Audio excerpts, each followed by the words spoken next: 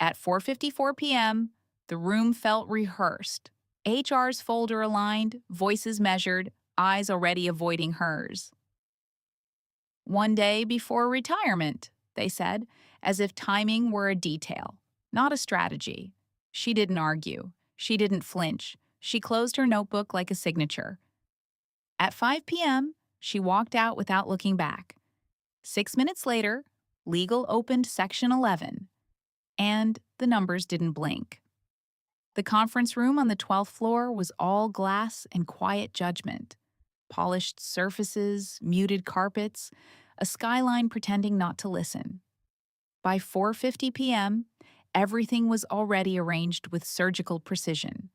3 chairs on one side, one on the other, a neat stack of papers, a pen placed exactly parallel to the edge of the table, as if alignment could make this feel procedural instead of personal. She noticed all of it the moment she stepped in. Not the people first. No, the geometry, the symmetry, the careful staging. It told her more than any sentence would. HR sat upright, hands folded over a folder that hadn't been opened yet. Legal dialed in remotely, their voice reduced to a calm waveform on speaker. The manager avoided direct eye contact, studying a spreadsheet that hadn't changed in the last 10 minutes. "Thank you for coming," HR began, the tone measured, rehearsed to the decimal. She nodded once, taking her seat without asking permission. There was a pause. Not accidental, engineered. The kind meant to let gravity settle before impact. Due to organizational restructuring, HR continued, sliding the folder forward with minimal friction. Your position is being terminated effective immediately. There it was, clean, sanitized, designed to leave no fingerprints. But then came the addition, almost casual, almost an afterthought. This decision takes effect one day prior to your scheduled retirement. A single day. The room held still for a fraction too long, like even the air needed a second to process the arithmetic of that sentence. She didn't react immediately. No widened eyes, no raised voice, no visible fracture. Instead, she looked at the folder, then at the pen, then back at HR. "Understood," she said quietly. The manager shifted in his chair, as if expecting resistance. Something louder, something messier, something easier to dismiss. But there was none. She didn't reach for the documents, didn't flip a page, didn't ask a single question. Instead, she closed her own notebook. A small, deliberate motion. Soft, almost inaudible, but final, like a period at the end of a sentence no one else had finished reading. "I'll gather my things," she added, standing up with the same calm she had brought into the room. HR blinked, just once. "Of course," they said, already moving to regain control of a script that had somehow slipped. She walked to the door, each step even, unhurried. The glass reflected her briefly, composed, centered, almost distant from the scene unfolding behind her. No hesitation, no glance back. The door closed with a quiet click, and for a moment, no one inside the room spoke. Not because there was nothing to say, but because something about her silence felt unfinished, like a clause they hadn't read carefully enough. At 5:06 p.m., the call from legal came through, and suddenly the timing, the precise, calculated timing, didn't look nearly as precise anymore. By 5:06 p.m., the conference room no longer felt controlled. The symmetry had broken, not physically, but perceptually. The pen was still parallel, the folder still centered, but the confidence that had arranged them so carefully was beginning to slip. The phone vibrated first, then again. HR glanced at the screen, expecting routine confirmation, documentation, compliance, a quiet all clear. Instead, the message read, "Join call, now." No greeting, no context, just urgency, compressed into 3 words. They answered. Legal didn't waste time on pleasantries. Who approved the termination timing? The voice asked, calm but stripped of softness. Not angry, worse, precise. HR hesitated, a fraction too long. It followed standard restructuring. I didn't ask about the restructuring, legal cut in. I asked about the timing. The room shifted. The manager finally looked up. Effective 1 day prior to retirement? Legal continued, as if reading from something already highlighted. Was that intentional? Silence, the kind that exposes more than any answer could. It aligns with policy thresholds, HR said carefully, choosing each word like stepping on thin ice. We verified internally. Another pause, then a soft exhale on the other end of the line. That's what concerns me. A document opened. You could hear it, not literally, but in the cadence of legal's voice as it sharpened. Section 11, they said, retirement vesting provisions. The words landed differently now, not abstract, not procedural, concrete. Any termination occurring within the defined vesting proximity window, legal read, triggers mandatory benefit protection, including full payout of deferred compensation. The manager frowned. That standard language? Yes, legal replied. It is, which is why the clause immediately following it matters more. A beat. Termination actions executed in proximity to vesting dates may not be used to circumvent eligibility. In such cases, compensation is considered vested in full. The room went still again. But this time, it wasn't controlled silence. It was recognition. Slow. Expensive. HR's grip on the folder tightened almost imperceptibly. That would only apply if intent could be interpreted as avoidance, they said. Voice steady, but thinner now. Another pause. Then, you scheduled it 1 day before retirement. No accusation, no raised tone, just a fact, the kind that doesn't need emphasis. The manager leaned back, the earlier certainty draining out of posture and into the floor. That creates exposure, legal continued. Significant exposure. How significant? HR asked, already knowing the answer would not be small. A soft sound, papers shifting, or perhaps just the weight of the number about to be spoken. Full vesting, deferred stock, pension adjustments. A pause. Approximately $1.3 million. No one spoke, not immediately, because the number didn't just represent money, it represented reversal.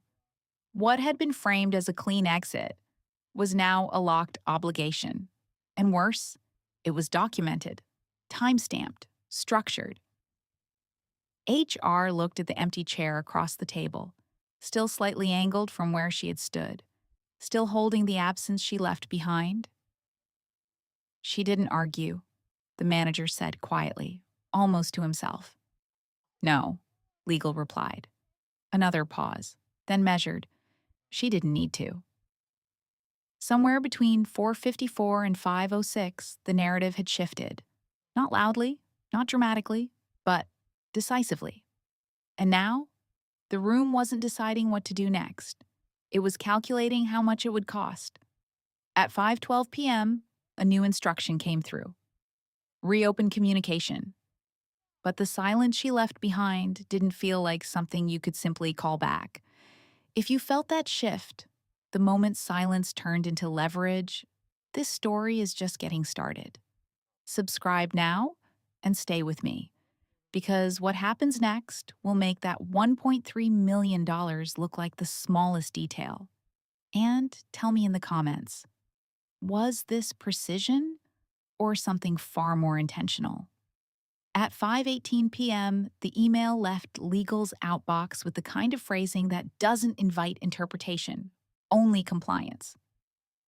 Subject: Immediate review required. Section 11. Vesting exposure. Priority. High. The wording was deliberate, neutral on the surface, structurally precise, but underneath, pressure. HR read it twice. Then a third time, slower. Reopen communication, it said. Mitigate exposure, avoid escalation language, avoid escalation language. As if language, not timing, had created the problem. Across the table, the manager finally pushed his chair back an inch. Not enough to stand, enough to distance himself from the moment. What does reopen mean in this context? He asked, voice carefully level. It means, HR replied, already reaching for the phone. We need to speak with her again, immediately. A beat. And reframe. The word hung there, reframe. Not correct, not reverse, reframe. As if perspective could compress liability, as if tone could dilute Section 11. HR scrolled through contacts, found her name, and paused. For the first time since 4:54, there was hesitation. Because the script they had prepared, clean, linear, controlled, no longer applied. Now, every word would be heard differently, measured, stored, potentially used. The call connected. 1 ring, 2. Then her voice, calm, exactly as before. Yes? No defensiveness, no curiosity, just presence. Hi, HR began, adjusting posture instinctively, as if she could be seen through the line. We wanted to follow up regarding today's discussion? A short pause. Go ahead, she said.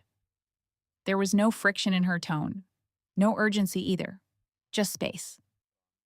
We're reviewing certain aspects of the transition, HR continued, choosing each word like it had legal weight. And we'd like to ensure that everything is handled appropriately. Appropriately, another carefully neutral word. On the other end, silence, not passive, evaluative. Then, I assume this relates to Section 11, not a question, a statement. HR didn't answer immediately, didn't need to. Yes, they said finally. A faint shift in the room, barely audible but felt, because the balance had moved. Then, there's nothing to review, she replied. Simple, complete. The manager leaned forward now, unable to stay detached. We're open to discussing options, he added quickly, stepping into the conversation like someone trying to catch a falling object. Options? She repeated. Not challenging, clarifying. Yes, he continued. In terms of how we proceed from here, we want to find a reasonable resolution. Reasonable. The third neutral word. Each one softer than the last, each one weaker. Another pause. Then, almost gently, the contract already defines the resolution. No edge, no emphasis. Just fact. HR closed their eyes briefly, because that was the problem. It wasn't ambiguous, it wasn't flexible, it was written, structured, triggered. You understand, HR tried once more, that these situations can become complex. A risk signal, lightly framed. But her response didn't move. It's not complex, she said. Another beat. You made it precise. The sentence landed cleanly, not accusatory, not emotional, final. In the conference room, no one spoke for a moment, because there was nothing left to reinterpret, no narrative left to reshape, only terms, only timing, only consequence. We'll be in touch, HR said, defaulting to closure. I'm sure you will, she replied. The call ended. At 5:26 p.m., the room was quieter than it had been all day. But this time, the silence wasn't controlled. It was owned. And not by the people still sitting at the table. Somewhere outside, in a hallway that no longer belonged to them, she was already moving forward, step by step, exactly on schedule. And inside the room, for the first time, The realization fully settled. They hadn't ended her position. They had activated it. By 5:32 p.m., the language in the room had shifted again. No longer decisive, no longer framed. Now, it was defensive. Legal stayed on the line, not speaking continuously, just present, listening. The way you do when every additional word could widen the problem instead of containing it. We need parameters, the manager said, quieter now, as if lowering volume could reduce exposure. Parameters were set when the date was chosen, legal replied. We're past that point. HR turned the folder around for the first time, actually opening it.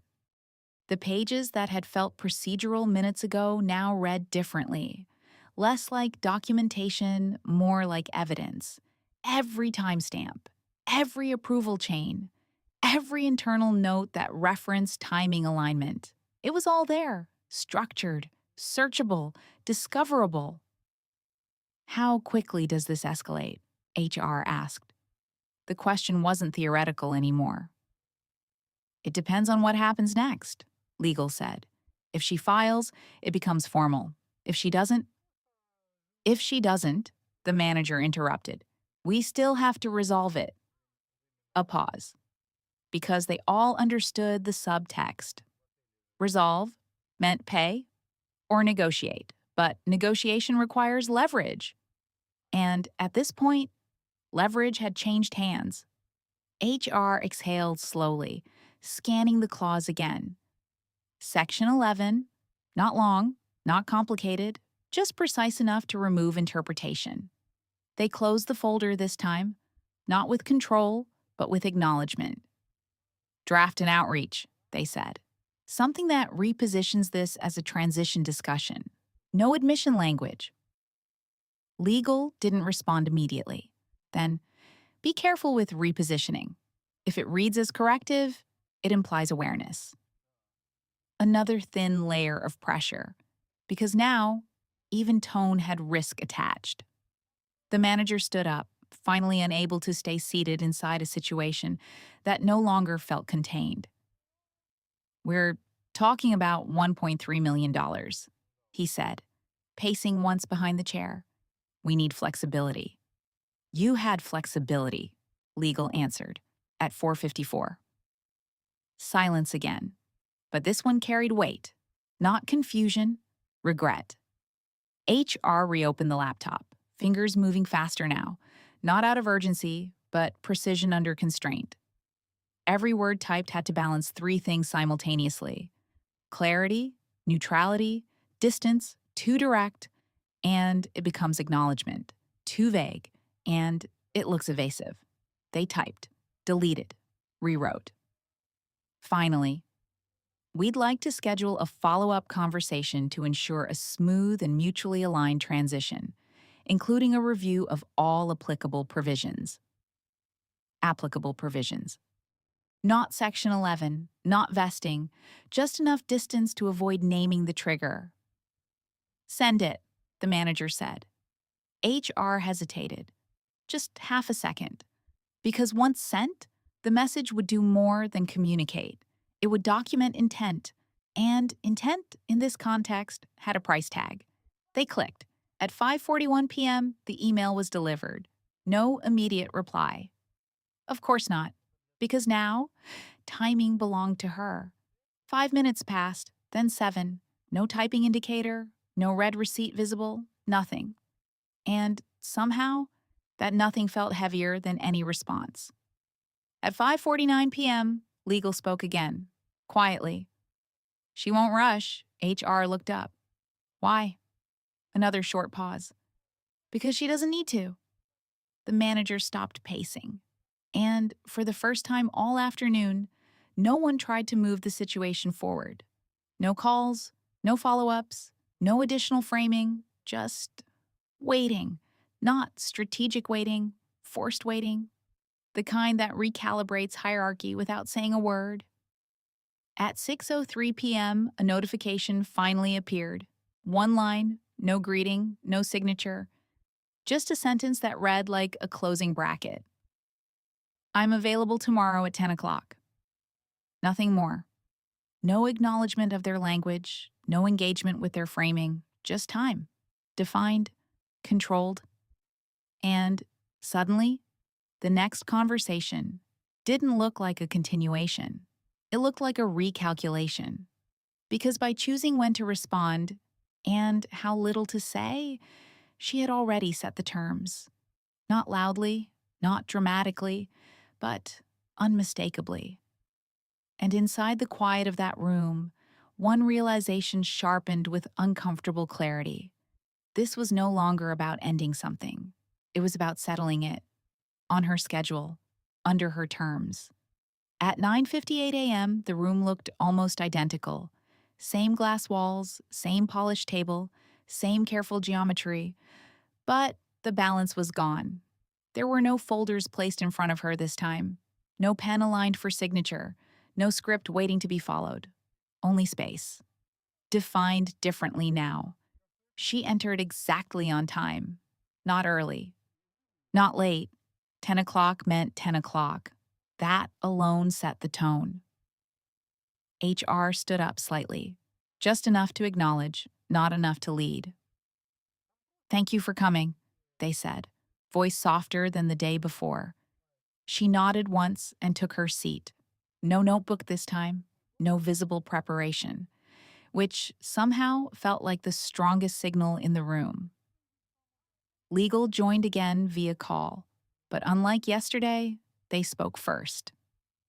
Before we proceed, the voice said, calm and measured, we'd like to confirm that today's discussion is focused on aligning next steps under existing contractual terms. No framing, no rephrasing, just structure. She leaned back slightly. Agreed, she said. 2 words, no more. The manager cleared his throat. We'd like to explore a resolution that reflects both parties' interests, he began, carefully rebuilding language that no longer had control behind it. A transition that is efficient. Efficient. Another neutral word. Another attempt at softness. She didn't respond immediately. Instead, she let the silence stretch, just enough to make the word feel smaller than it sounded. Efficiency, she repeated quietly, was already achieved yesterday. The sentence settled without resistance. Because it was true. The action had been efficient. The consequence, less so. HR shifted forward. We recognize that certain provisions may have been triggered, they said, choosing accuracy over avoidance this time. And we want to address them constructively. Progress, subtle but real. Legal remained silent, listening, measuring, waiting. She looked at them for a moment. Not confrontational, not distant, just precise. Then there's nothing to construct, she said, only to execute. The manager exhaled slowly because the options were narrowing, and the language, finally, was aligning with reality. HR nodded once, a small, controlled acknowledgement. Under Section 11, full vesting applies, they said, now stating it openly. We're prepared to proceed accordingly. There it was. Not dramatic, not loud, but definitive. The shift from resistance to acceptance. No one spoke for a second, because the sentence didn't just confirm a payment, it confirmed a correction. One that could have been avoided, but wasn't. She inclined her head slightly. Thank you, she said. No satisfaction in her tone, no visible victory, just closure. Professional? Complete? Legal spoke again, finalizing. We'll document the adjustment and initiate processing today. You'll receive confirmation by end of business. Clean, structured, resolved. The manager sat back, the tension leaving in increments rather than all at once, because even resolution at this scale carries weight. HR closed the laptop. No hesitation this time, no second guessing, only execution. The meeting ended at 10:12 a.m., 12 minutes. That was all it took. Not to argue, not to negotiate, but to finalize what had already been decided the moment timing crossed the line into precision. She stood up, adjusted her sleeve lightly, and walked to the door. Same steps as the day before, same pace. But this time, the room didn't feel like it was watching her leave. It felt like it was watching something else close behind her. Not a position, not a conversation, a calculation. At 10:14 a.m., the door clicked shut.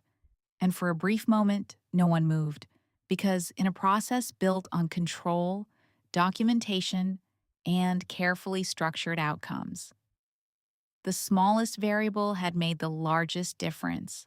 Timing, 6 minutes, one clause, and a decision that tried to be precise but became exact.